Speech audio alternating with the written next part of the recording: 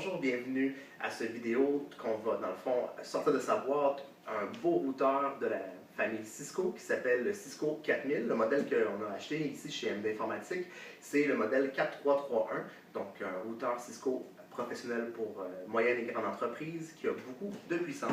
Débutons dès maintenant. On va ouvrir cette belle boîte.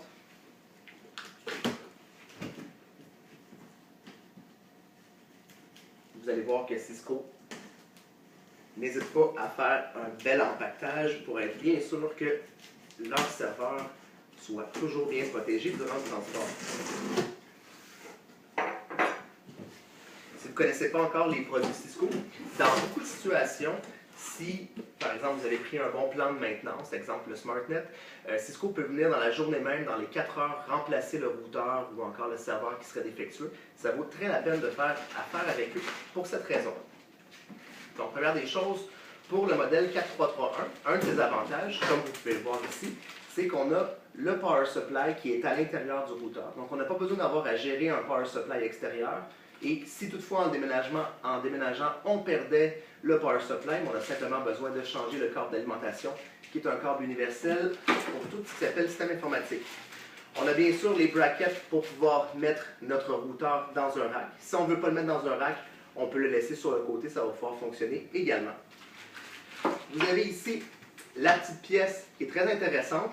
Ça s'appelle le ground, dans le fond, pour le routeur. Même si votre routeur a l'alimentation qui est, dans le fond, avec une prise de mise à la terre, vous devez mettre une seconde mise à la terre au niveau du routeur en connectant un fil électrique sur cette petite pièce-là qu'on va pouvoir voir plus tard. Vous avez, bien sûr, le petit livre d'instructions. Il ne vous dira pas grand-chose, donc ça serait plus, dans le fond, intéressant pour vous d'aller voir sur la communauté Cisco, qui se trouve sur le cisco.com, et vous allez pouvoir poser vos questions et également voir plus de détails sur votre routeur. Donc, dès maintenant, on va ouvrir. Ah, et j'oubliais les petites pattes de caoutchouc. Ça, c'est dans le cas, comme je vous expliquais, que vous ne pouvez pas l'installer dans un rack. Donc, vous voulez le mettre, par exemple, sur une tablette. Vous pouvez utiliser ces petites pattes de caoutchouc à mettre en dessous.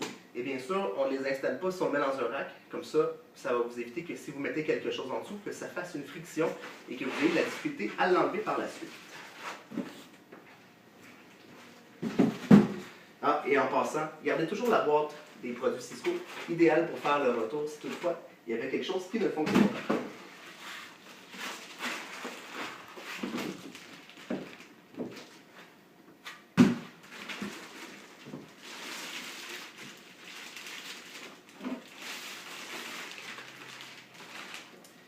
Donc, voici le produit en question. Donc, c'est notre routeur Cisco modèle 4331. Première chose qu'on peut remarquer, c'est un routeur à 1U, donc il va prendre seulement un emplacement au niveau de votre rack. Ce qui est pratique lorsqu'on a besoin d'espace. Donc, ici à l'avant, comme vous pouvez le remarquer, on a notre alimentation. On a notre interrupteur pour allumer et éteindre, ce qui est très pratique parce que, qui dit dans le fond routeur, dit des fois on a besoin de faire un redémarrage. Donc, si toutefois il y avait une urgence ou quelque chose, on peut directement l'éteindre à l'avant sans avoir besoin de déconnecter l'électricité. Et ici, en avant, vous pouvez voir, il y a le port de management. Donc ça, c'est un port console qu'on peut connecter directement à l'ordinateur pour pouvoir gérer le routeur sans même devoir se connecter à une interface. Et bien sûr, vous avez ici le port auxiliaire, vous avez également un port USB pour pouvoir se connecter au niveau du routeur et un autre port USB ici qui peut être très pratique si par exemple vous voulez avoir une connectivité sans fil cellulaire. Donc on pourrait mettre une clé d'accès Rogers, TELUS, Vidéotron, Bell pour pouvoir dans le fond avoir de l'internet qui rentrerait directement dans notre routeur. Donc c'est une fonction qui est disponible sur toute la série 4000. Et ici en arrière, bien sûr, on a les ports qu'on a besoin. Donc on a nos deux ports et on a nos ports d'expansion ici. Donc en Gigabit Ethernet, pour pouvoir connecter à une switch ou pour pouvoir connecter à un autre routeur, par exemple. Et vous avez vu ici, on a deux emplacements, MIM1 et MIM2. Donc c'est des emplacements qui peuvent être très pratiques pour pouvoir installer des extensions. Comme par exemple, ça pourrait être une carte avec 4 ports FXO, donc des ports au niveau de réception téléphonique, et des ports FXS également. Donc on pourrait avoir des sorties analogiques. Donc si je voudrais par exemple connecter un fax ou connecter un téléphone analogique régulier, on pourrait les installer ici.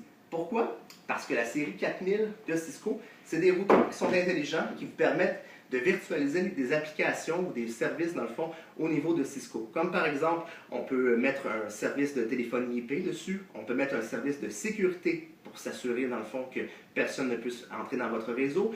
Et également, on peut faire des services au niveau de la collaboration, comme par exemple la vidéoconférence, etc.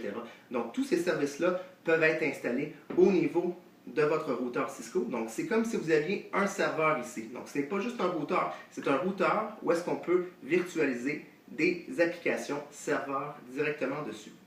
Donc, je vous remercie d'avoir assisté aux vidéos de déballage dans le fond du routeur Cisco série 4000 et c'était le modèle 4331. Je vous le recommande fortement. Bonne journée.